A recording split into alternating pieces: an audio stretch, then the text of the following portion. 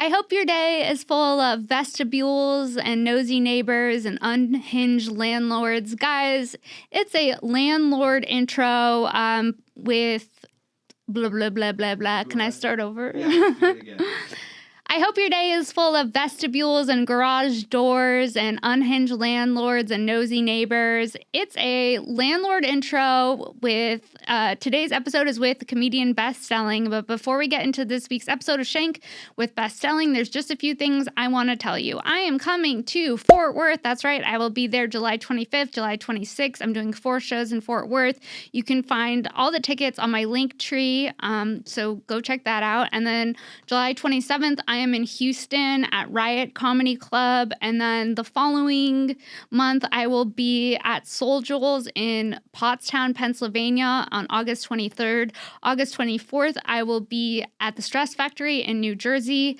And I will be coming to Austin in November and Austin within the next couple weeks. So I'll be at the Mothership. Look out for that as well. Guys, also Shank on the Street, my series where I go to different conventions and public places and interview people. I'm dropping a new episode on July 14th. That's a fun one. I go to a dating event in LA, so go check that out.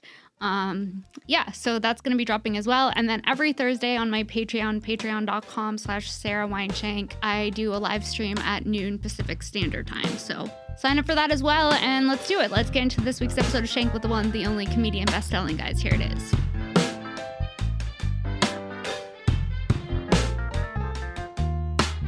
You're a human being and time is passing and everybody's so anti-gravity.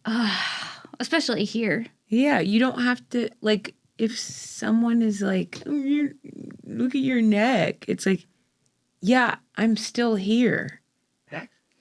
No, that's a good This is evidence of me still being here. Oh, I've lived a life, sweetie. Yeah. And my neck has stories to tell. Yeah. And now every episode I'm starting off by talking about my loose neck. Yeah, so I gotta stop doing it. This is like when somebody comes at you on Twitter, you can't reply. It just draws more attention to I'm the drawing thing that more you don't want them attention to look at. The loose neck, yeah. Let's just to wrap up before we move on. Okay.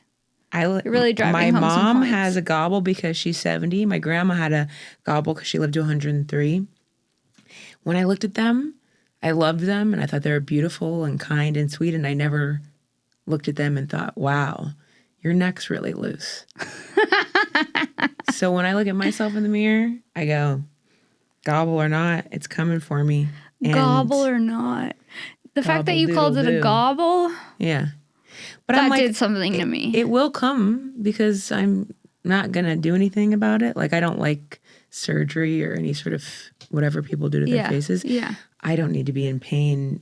So my neck looks weird tight. people don't comment about it on Instagram. I mean, who cares? Unless they want to do a GoFundMe for my neck or something. If someone did it, I would love that. And if somebody did a GoFundMe. But like the thought of posting a GoFundMe for your neck is... Well, you don't do it. They're going to pay you. I know, but then sometimes you share it. You can't share a you're neck not sharing your own GoFundMe. gobble. You can't share your gobble GoFundMe. No, it's like, but also I just mine's more of a pain thing. I'm not going to go through pain so that I get less comments from people about something that has nothing It might to do work with to them. my advantage to have a gobble in comedy. Yeah, maybe. I'll be like, she's funny. The second I get a full gobble. It's your prop. You're a prop comedian. I wiggle it and shit. Yeah. I don't know. Let's officially start the podcast. What's up, everyone? Welcome back to another episode of Shank. I'm Sara Weinshenk, and today's guest is the one, the only comedian, Beth Stelling. Thanks for having me. Oh, thank you, Lee. Yeah, Lee's happy. We're happy you're here. I'm happy to be here. Yeah, you're right. You're really fun to hang out with, and I feel like you're a good person. Every time I see you, I'm like, and you're really funny. Every time I see you, I'm like, I like Beth Stelling. She's fun. Thanks. I'm always happy to see you too. That's very kind. Yeah, what's going on? I did an accent wallpaper in my bathroom last night. By yourself? Yeah. Whoa. Yeah, I love an accent. Dude, do you feel like if I did that, I would be telling everyone immediately? Like, you should have the first thing you said before you even sat down. I completed one peel and stick wallpaper. Was it stressful? Were you afraid you were going to do it wrong? No, I am OCD, so the stress would come from it not being perfect. The thought of laying it down and it not lining up right. I'm thinking about it, and it's. Did you have to cut it at all? Perfectionist instead of. Did you have to cut it at all, or was it just like the right size? It came in 4 panels is what I ordered because I measured it out and was like, when it there's extra at the bottom, so I'll use that to cover the top. I'm sure I have a photo of it. Yeah, we got to see a photo of it. I sent it to my lover. You sent it to your lover? Yeah, he was like, thrilled. Look what I can do. He was thrilled. He was? He said, I can't wait to see it in person. But that's because he loves me. That looks good. Yeah. Where did you get it? Free ad. I got it from Levette's. Yeah, so the top, like there was a little thing above my door that I had to do like a little yeah. And then it extends across in my bathroom. But that's the lion's share of the well, how do you take it down when it's time to move? You just peel it off. That's peel and stick. I like it. Yeah. It changes the room. It's fun. Do you only have it in your bathroom, or are you going to get involved in like the kitchen now? When I was renting, I had it in my kitchen, in my bathroom, in my bedroom, in my living room. You had an accent wall in every room. single room, I'm realizing. But there's something about that I like. Yeah, now that I have my house, I'm like taking my time and deciding, and I can do whatever I want. I could put a hole through the wall. This is your house. This is my home. You're a homeowner. Dude, that's really crazy. Congratulations. A homeowner in 2025 in Los Angeles? Yep. You're like a rags to riches tale. A fucking rare breed, dude. Well, I have I have a little special coming out on Veeps called the Landlord Special, which was like the story of my last time renting. Okay. Why I started saving for a home. But I mean, I've saved for a home since I was born, You've been saving for a home this whole time? Dude, whole time. Not the me. The whole time? I see a fucking shiny object, and then I save for that, and then I buy the Betty Boop boots from Doll's Kill, and they're probably made in China and worth like 15 cents. Yeah, the resale on those is not good. Not great. Once you get the Betty Boop shoes and you're still renting, it's a dark scene. Yeah, look. She's been saving for a home since... Bombay. Yeah, I'm amazed by people like you. I guess here's the story. I mean, like in a lot of ways, it's hard work and luck and all those things. Yeah. Like whatever they say it takes to divine timing to come means, out here. I don't know.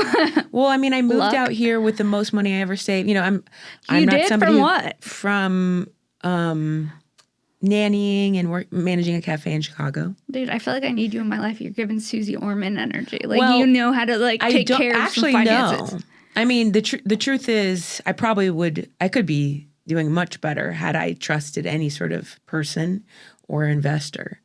But, this is all, it's kind of relating somewhat, like I said, to the special. I have some jokes, and I always say, I always have to preface this because I don't like feeling disingenuous, like I'm telling you a joke that's going to be in a special. Yeah. But I don't come from money. My mom's a teacher, elementary school music teacher. My dad is a science spinner. Yeah, trust me, I remember your dad's a science spinner. Yeah, and it's not that they never helped me. I'm very grateful. Like I worked my butt off to get a bunch of scholarships through college, and my parents. So to get through college, and I was a theater major, was not much money because I applied and got so many scholarships. So you had good grades too. Yes. Okay. Yeah. Okay. And I worked all through college. So anyway, the point is, I'm not saying I never got help from my parents. They did their best. They contributed what they could. I got financial aid because of their incomes, all these things, blah, blah, blah. And I had jobs through college.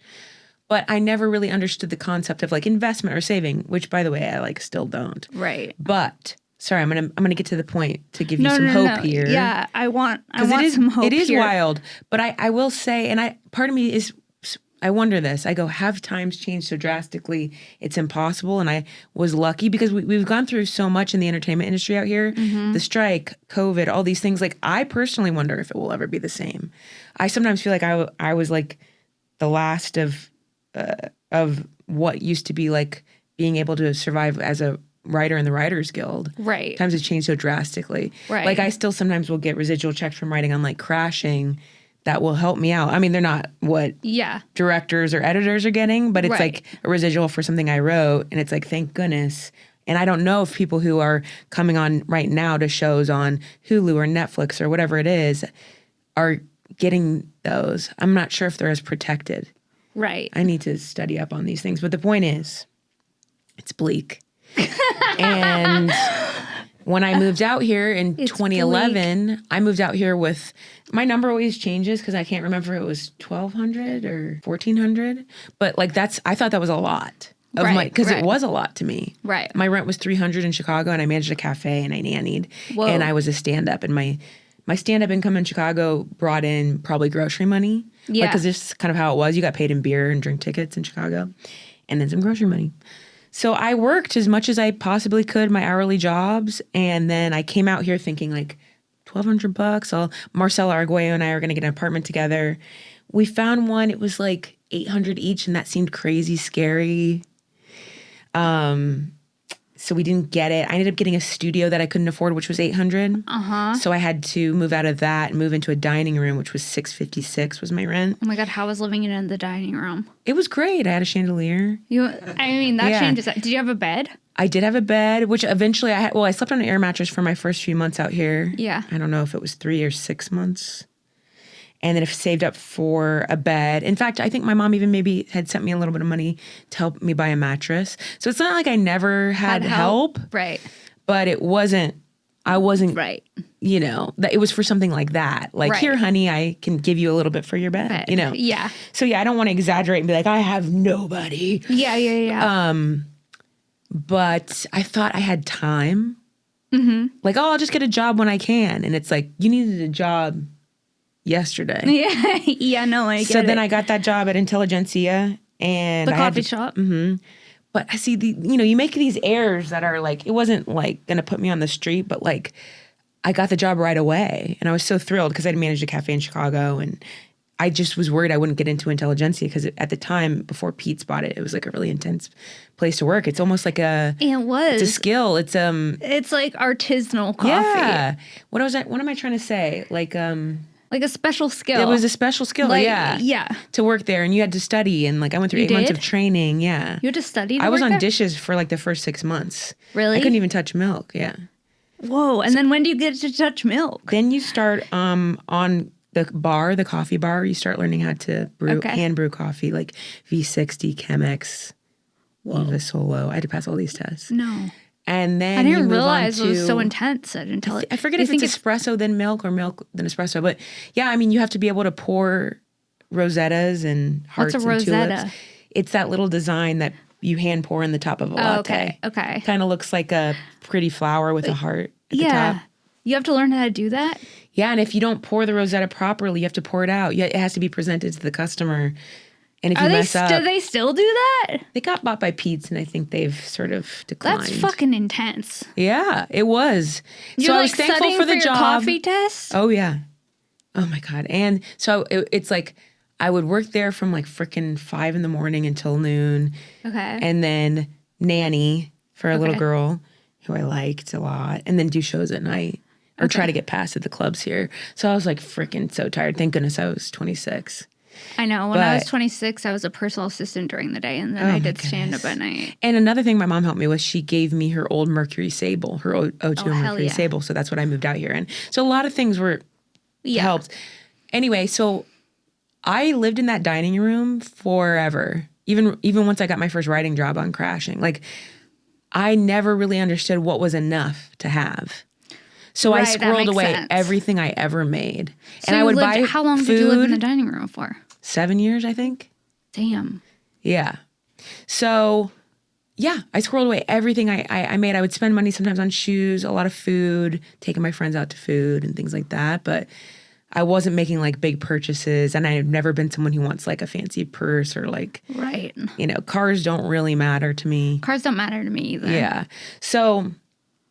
Anyway, I saved everything, and that's crazy. That's awesome, dude. Yeah, I was able to put a down payment on a home, and now you have wallpaper in your bathroom. I don't have to rely on anybody. And I remember my grandpa. I was in enrichment in 6th grade, and they taught us about the stocks and stock market. Is market. enrichment for smart kids? Yeah, in 6th grade. Yeah, definitely. You learned extra things. It was learning about the Greeks, the Greek gods, and mythology. You're learning about Poseidon, and I'm still learning how to spell. Athena, yeah. You did? And how to balance a checkbook and all those things. there was extra things we got to learn. Mm-hmm. Dude, I saw someone at the grocery store pull out a checkbook. It's a crazy visual in 2025. I would, but yeah, I didn't know they still take checks, but I love that. I still balance a checkbook. You do? Mm-hmm. You're making me, there's something about your financial organization that's almost intimidating to me right now. You know, the balancing of a checkbook in 2025. Like if you buy basically anything, a trust thing. I'm like that old school. Like I don't trust the bank to keep track of it. Have you caught any mistakes? That I have let up on it a little. Like for example, on one of my accounts, I just go, I trust that because it's like just a little amount. It pays like certain utilities. Right. So I go, that's probably right. Right. But I still mistrust like the credit card. I'm like, it's not really right. I mistrust the credit card all the time, and it is right. Yeah, I know. Yeah, I don't know. I could be like, yes, I am very organized. I track everything, like all my stand-up expenses and touring and all those things. You do. As you do it. Mm-hmm. But again, sometimes I get really behind on it. Every month you're tracking it? Yeah, or except I'm really behind right now. Yeah. No, for me, it's end of the year crunch time. I go through all my spendings and I'm like, dude, what the fuck? And it takes so long. I know. I try to do it as I go. But yes, I sometimes totally fall. That's I'm like so a faucet adult. on a lot of things. That's so adult of you. Yeah. No, whenever there's a comedian who's like more adult, it's mind-boggling. I'm definitely a type A comedian. Yeah. Like I still But you don't come across as being type A. Yeah, I think because of like my appearance and like I don't care as much about that. Chill. Well, that's good. Nobody knows that you're balancing your checkbook at home, except for now, dude. Now everybody's gonna know. Oh, so when does your special come out? Tomorrow. It's on Veeps for a month. Okay, cool. Veeps is, everybody's always like, I don't want to download Giggity or whatever. Veeps is awesome. It's a music streaming platform too. Yeah, it's essentially buying a ticket to a show. Yeah, cool. Or online shopping, which everyone's very familiar with. You buy a ticket, they send you the link, you watch it. Cool. Yeah. And then does it go? And then I don't know what I'll do after that, but I haven't released anything in a couple years, and I just wanted to like put something out. Yeah. How long of a special is it? It's a half hour. Cool. Yeah. And it's a long story about. There it is. Yeah. Tomorrow at 6. The Landlord special. So by the time this comes out, it will have been out for a week. Ooh. So go check out Beth's special. I'm wearing a Milwaukee sweatsuit, Milwaukee Tool. Milwaukee. That's awesome. I'm pointing to Give It Up for Janae and Andrew. Are they the hosts? Yeah. Andrew Orvidal and Janae Burris. Denver Comics. I shot it at Comedy Works, Denver. Cool. How many times did you have to film it? That's just Saturday night's performance.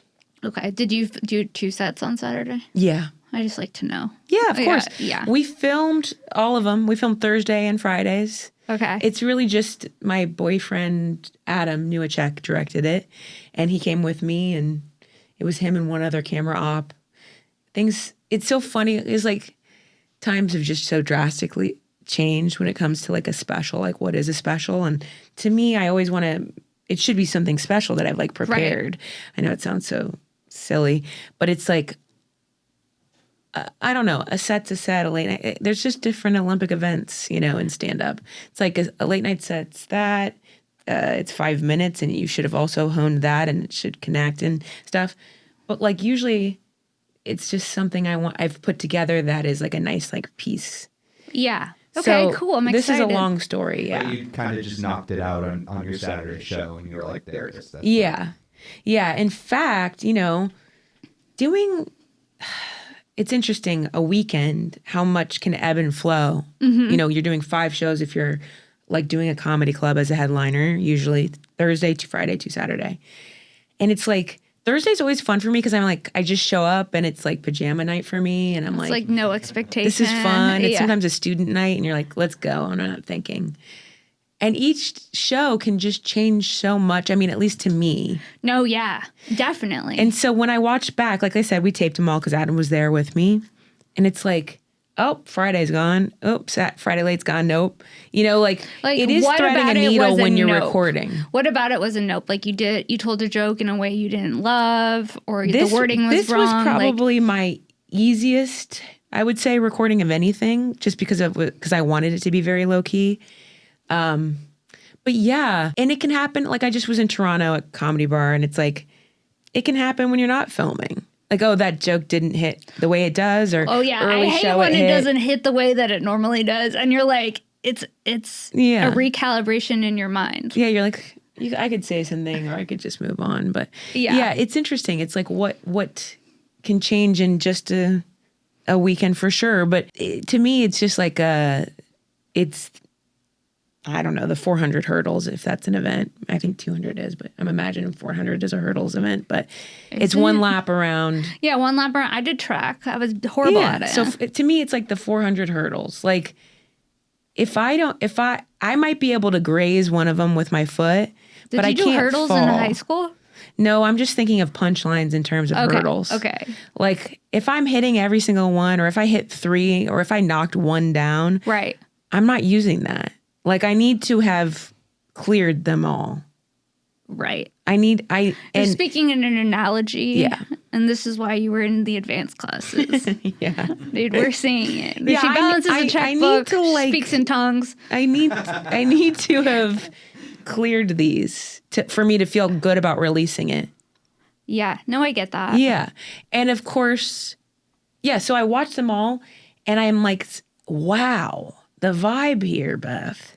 Whoa. Sometimes I'm just like, you have to you can't have that. To me, it's drastic, but maybe it's not to the person who's there. Right. I don't know. Because you know how it feels like sometimes comics will come off stage and be like, ooh, I wrote a new joke. And it's like, really, they wrote three words to go into the end of a joke. And I'm not saying they're lying. It's the feeling of like, I got something new. Right. And so to me, I'm like, dang, I'm watching back going, well, Friday's a bust. Because it's like not there, like it's not coursing through me. Right. We didn't strike I know what you mean. lightning here. Yeah. But Saturday, I thread the needle and I jumped over all the hurdles and I go, okay, that's as close as we're gonna get. And it doesn't mean I couldn't edit to other nights, but I would rather just keep the show. So you didn't do any pickups at all? You did, because like for the audience, usually you would record like a few shows, and then you use the bulk of one, but if there is a flub or you miss a hurdle, you would kind of cut that in from another one. This is mostly just one take. This is just Saturday night. Wow. Yeah, That's Saturday early show, I believe. So this is about your. In fact, one of the shows, I go after I my foot hit enough. Yeah. And they were like, "Kaka, kaka," or laughing or screaming. I go, all right. And I just let go and I go, "Nah." And they're like, what? I go, you lost the gig. It ain't you. This isn't the one. You're not going to be in this. No. And the truth is, it's not like I'm mad at them and they suck. Right. It's like, this isn't it. You know what I mean? Right. I'm not like blaming them for me failing or And something. after saying that, it kind of I was like, you lost the gig. the stress. This isn't the show. Yeah. You're yelling. You're drunk. Yeah. I didn't hit some stuff. Let's move on. Yeah. You know, and then I can just like let go and run it. But I want to, it's just like, it is really hard to capture a special. My last hour that's still on Netflix, If You Didn't Want Me Then, that's one show, one take. It is? What about Because Girl it was an Daddy? 1,100 seat theater and I couldn't sell it twice. Whoa. It was in my hometown of Dayton, Ohio. And it was like, we could have done pickups. I just hate them. I freaking hate repeating a joke to the people who've already heard it, even though they are so nice. And then you have to tell the audience, like, all right, laugh really hard. Like I you hate haven't it. heard And then it it. doesn't feel authentic. Bad. Yeah. Yeah. But Girl Daddy on HBO Max, I'm trying to remember. It's been 5 years now. So I'm like, that one, because like that's the one that's the closest to the old school of a special, meaning all I did was show up and then I did my job. I felt good about it. And I got like a couple notes on the edit. Do you know what I mean? Yeah. Whereas now, I don't want to sound like a broken record, and I've said it 40 times, but things are so different. Right. Like I funded my one in Dayton. I chose the editor. I sat there and hated it. You know what I mean? Like, so I remember. Right. Whereas before they would be like, hey, HBO was like, we like you, we like your stand-up, and we want to make your next special. You go, okay. And then you show up and you do your job. That sounds nice. It was nice. Yeah, it's not that And you made anymore. more money, too. I know. Yeah. So, yeah, it's, again, we're living in a hellscape. We're living in a hellscape. Times are bleak. No. Will you post clips of the special? And also, this is about your old landlord. Are you worried that your old landlord's going to see this? Oh, I think she would love it. Really? Yeah. I think she would truly love to know. Yeah. Sometimes, like, I kind of joke about it in the special, but part of me was like, I wondered if she was doing all of that just to be in the act. So you could get material? Genuinely. Because she would sometimes be like, you got anything about us? You know? And I say that in this special, but it's like, I don't know. Part of me also thought it would always be so funny if, like, as I moved out, she went from being like, nah, to like, hey, it was really nice having you here. And I'm like, like change personality. that whole thing was a bit, yeah. Because this is like of course, an amalgamation of moments and stuff. And the truth is, like anything in stand-up, I'm obviously trying to make it funny. Right. But it comes from either a place of like fascination, pain, anger, shock, you know, right. While you would write something. And there were a lot of times I really was depressed living there because they made it so bad. So hellish. In the grand scheme of things, for example, I just did like a tenant fundraiser for one of the biggest tenant unions in our nation in Kansas City. And it's like, they're facing real problems. They're dealing with like, can you fix my leaking roof? You know what I mean? And they won't do it? No. So I'm saying like, I'm in the, let's be real, in the grand scheme of things. Do you think she was pissed you put all that decorative wallpaper everywhere? Yeah, she was. She hated it. She did? No. I mean, yes, in the sense that one time she was always snooping. What's that? You know, and her husband would be like, just leave it. Leave it alone. Yeah. Because it's true. It just peels right off. Right. But she's always trying to, you know, crane her neck in and see what's going on. And she was like so lucky to have me. I'm very clean, very organized. Very responsible. Nothing's going on in here. Yeah. There's no smoking. Never. Yeah. But all to say, yeah, like, let's get real. I'm very lucky. I wasn't dealing with gunshots through my house or rats or, you know what I'm saying? It was just a nosy, unhinged landlord. Yeah. How old was she? 70s, I think. Okay. Yeah. And the funny thing is, like, I have a network of everyone who's lived there and we're all still friends and some of them are still there. And like I became friends with the couples, except for one that's sort of mentioned in there. Like, I'm not friends with them, but they were a gay couple who were like, they're our friends. So then I never got close with them because I was like, if you're friends with the people you owe money in exchange for shelter. Yeah, don't trust I'm a bit wary. Yeah. But the truth is, before he moved out, he wouldn't have said it if she was standing there because I think, you know, he was eating out of the palm of her hand. But he said it, I think it's really unfair how they treated you. So that actually made me feel less validated? crazy and validated because I was like, yeah, they were really... Like, I don't even include everything in here. For example, just one dumb example, I fostered some kittens, 2 of them. Uh-huh. And I knew the rules, like you would have to either like pay to have a pet or whatever. And they were siblings. And I guess they found out I had 2 of them and said, you can only keep 1. And so I ended up rehoming them with 2 comics that I really like. Yeah. Anna Samari and Sean Leary have them. Okay. And they're so happy with them and they're great kitties. Yeah. But then my neighbor across the way, and I'm not selling her out right now because now they know. Yeah. But she had 2 as well. And they let her keep them? Yeah. So it's like, but at the time they only thought she had 1. And then their daughter, the landlord's daughter who lived above me and was always just, you know, rollerblading. And the landlord's daughter's involved too? Yeah. And she is like, I don't mention this in the special, but I would imagine she's probably a little atypical, just in the sense that, like, when I first met her on the stairs, and this is not, like, this is a bit of a bummer, but you could tell the mom was, like, sort of embarrassed of her in a way. Okay. Like in the best way I can describe that is she's like, oh, did you meet, you know, introduce me to her daughter. Yeah. And then right away her daughter was like, knew I was a comedian because they had told her. Right. Again, this woman was like acting like she's like casting the apartment building. Yeah. And she's like, your upstairs neighbors wrote Trophy Wife on NBC. No. You know what I mean? And dropping everyone's credits. yes. So she's already, you know, introduced me to coming, you know, she's got specials on it. And their daughter says to me like, oh, you know, just very bluntly, I took classes at UCB, or I went to UCB because that's where it was in that neighborhood. Yeah. She's like, sorry, she didn't say classes. I said that next. She said, I went to UCB and they weren't even funny. You know, just like very, very blunt, which that doesn't bother me at all. Yeah. In fact, you know, again, some of my best friends, favorite people are on the spectrum, and there's a beauty to that. Yeah. And so I think, again, I don't know for a fact, but it seemed that way a bit. Right. And I said, I hear you. I said, you should do it. Yeah. Because she said, I'm funnier than some of them. I said, you should do it. They have classes, you know? Yeah. And her mom was like embarrassed, was like eye rolling a bit.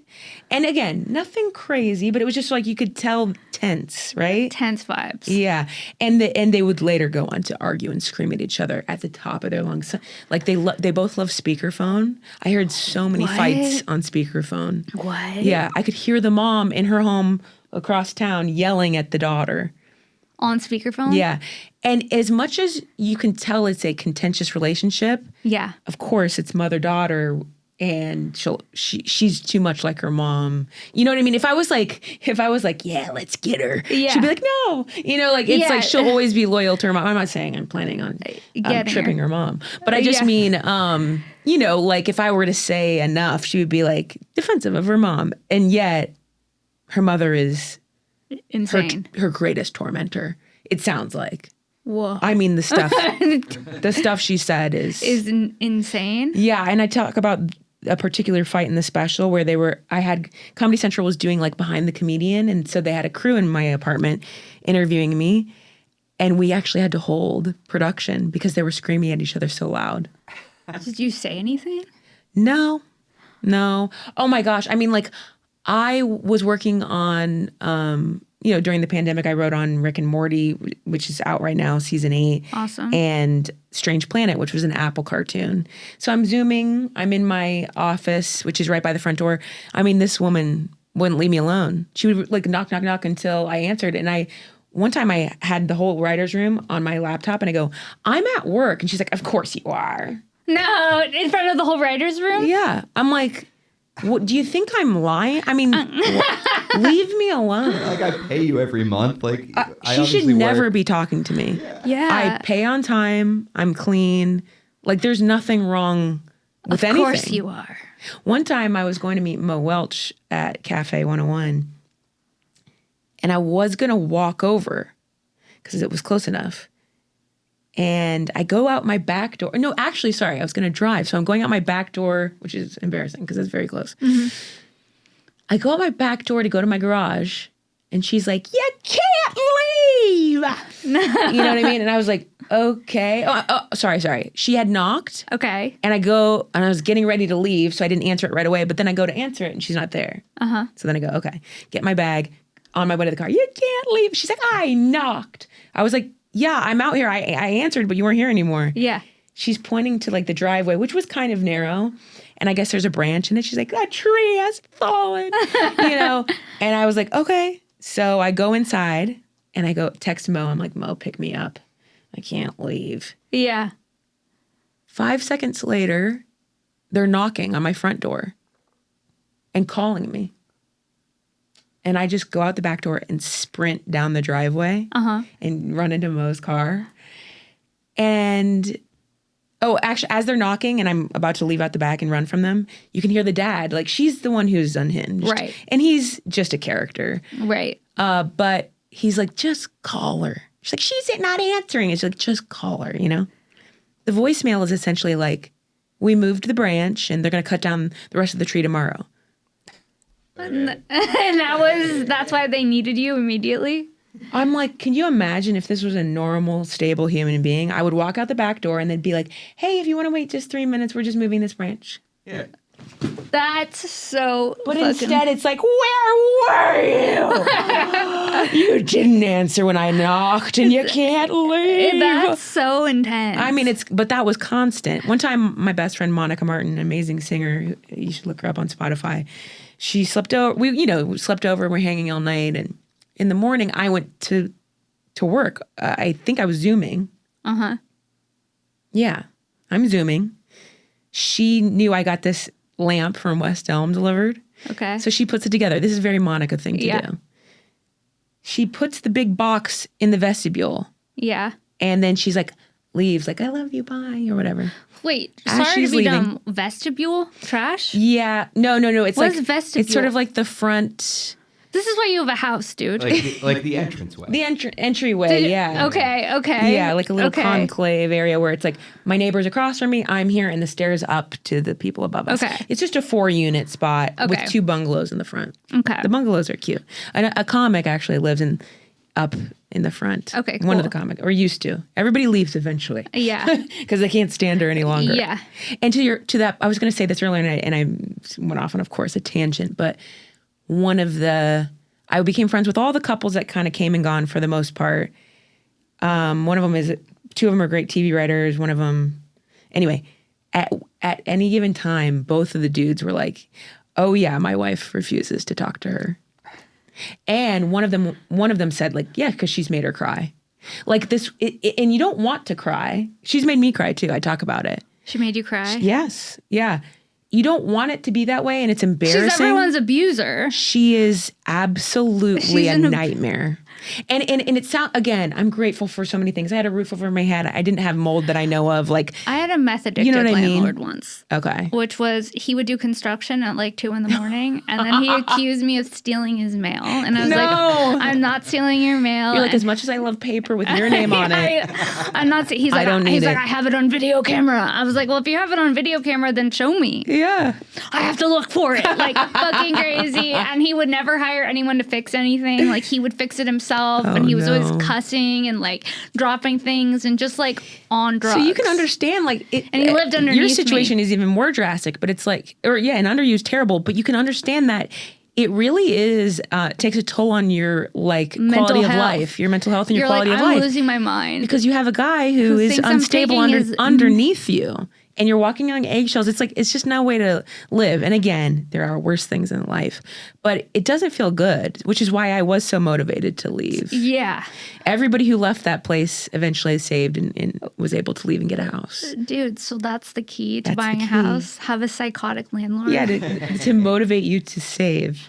That's crazy. Oh my God. But that yeah, checks out. again, like, there's so many stories of her. Also, like, with the lamp thing. And by the way, I worked in food service for so long, I know exactly how to break down a box. Right. And my method is step in it and kick the corners. Yeah. And I'm always breaking down cardboard. You can count on me. Yeah. Well, I wish I could say the same they about found, myself. and it's okay. I understand why people don't. It's kind of a There's nightmare. just some days when I'm like, you know what? I'm not doing it. I get today. it. But I will say, if it was like my personal one and I walk out and someone has put an entire huge Amazon box in it, I'd just be with it pissed. open, I'm like, rot. Yeah. I hope you trip Yeah. and get a cavity. Yeah. I mean, a cavity's a little harsh, Beth. A trip is one thing. I But hope you trip and skin your knees, both. So, yeah, I'm breaking down. Monica leaves the box out front. okay. The dad was known for always having an X-Acto knife. He'll be back at that recycling bin cutting up the cardboard to make it all fit. That's fine. That's his prerogative, right? Yeah. Well, they took that box and cut it up, and then she says to Monica really rudely, well, tell Beth this isn't a concierge. No. And which upsets Monica. She's like, and where is she? And Monica goes, she's at work right now. She's at work on Zoom in there. And she goes, of course she is. No. She loves to say that about my work. Of course she is. Yep. And she always would comment too on like the attractiveness of whoever I was dating, which is pretty funny. She would? Yeah. Did Ooh, she give he's good looking, or you lost weight. That's how you know she's a bad mom. You know what I mean? She said you lost Yeah, weight. like when she compliments you on who you're dating and your weight, it's like, ooh, go to therapy, babe. You lost weight. It's like, I don't even know I lost weight. That's like, my grandma was like that. She would be like, my grandma's a narcissist, and she'd be like, you lost so much weight. And it was like, so much? Yeah, like, right? It was so exaggerated, like her response, that I was like, it made me sound like I was clinically obese before. That reminds me, a comic said that to me up in that hallway, I remember. No. Yes. But it's not like it was like, I don't know. What you just said made me think that those two things could possibly be connected now that you're saying it. But and my other neighbor, who I loved a lot of my neighbors, it's so grateful. If anything, you learn, it's like, it is good to connect with your neighbors. You can look out for each other, get their text messages. Sometimes I would scream so loud watching something scary, and it would be like, are you okay? You know what I mean? Like, there are great things about having neighbors like that actually I was scared of moving away and living on my own. Yeah. Just because being, a gal and having been with some scary people in my life, it's like, I don't know, there's just a fear that comes with it. Yeah. But, yeah, Anna's the one who said that she might be. I think she's the one who mentioned that this lady might be a narcissist. Again, I don't know how to diagnose these things. Telling but you lost a ton of weight. Yeah. Like, you lost a ton of weight. My mom got my grandma a mirror for Christmas. she's like, this is one of my favorite items. Yeah, she goes. She's like, oh, let me one last time. What 90-something-year-old wants to look at the mirror all the time, dude? And she's got pictures of herself. If you got a good gobble, all it's something to play over. with. She's got her pictures of herself all over the apartment. Oh my From when gosh. she was in her 20s. She's always talking about how she could have been a model if she didn't have my dad. You telling your kid they ruined your modeling Career is so funny. Oh my goodness. She goes, and they wanted me to just completely stop eating, and I weighed 115 pounds, and I said, this is as thin as I'm gonna be. I'm skeletal.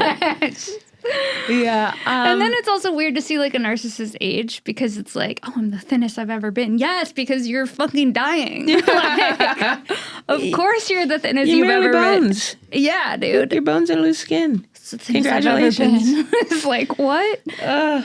Yeah. LA narcissist grandma.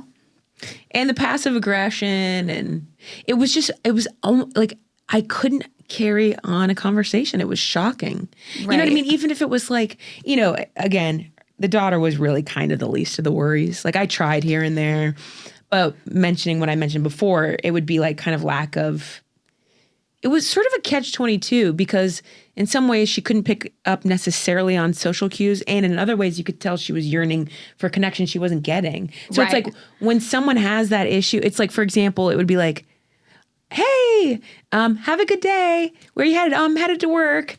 Even it was like, have a good day.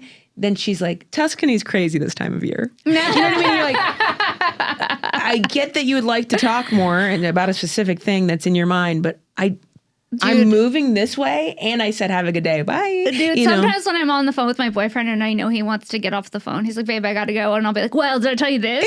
And I'm like, does that mean I'm neurodivergent? Just so. No, it means you need more from him, Sarah. I need more attention. I do it to my mom, like too. To talk more. Tuscany is beautiful. Yeah, that's some shit I would pull out. Yeah. And the thing is, too, capable person. She spoke many languages, very smart.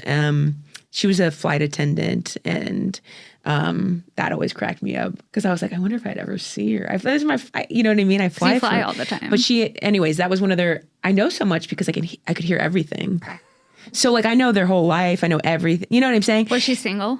Yeah, she was kind of dating somebody, and then there was a couple times where she alluded like to maybe her and her mom having a hard time with this or that, and I'm kind of like, welcome to life, like as an excuse, like, well, she's had a hard year, and I'm kind of like, we all have. Yeah. And also, like, you don't know my history, and I think she was sort of alluding to the fact that she had been dating somebody bad, and it's like, yeah, that happens to a lot of us. You're in LA, bitch. Yeah. Everyone's dated someone bad. And it doesn't negate your experience, but like, you can't use that as an excuse for why you're treating me the way you are. Right. In fact, one time again, I don't need to talk about this. I could go on and on, but I had to like consolidate the stories. But my friend dislocated her shoulder and drives a stick shift, and we were up skiing. Okay. Well, she was. I don't.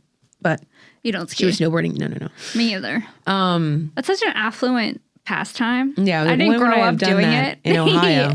Yeah, I didn't grow up going to Aspen. Yeah, unless they blew it onto a hill. Yeah.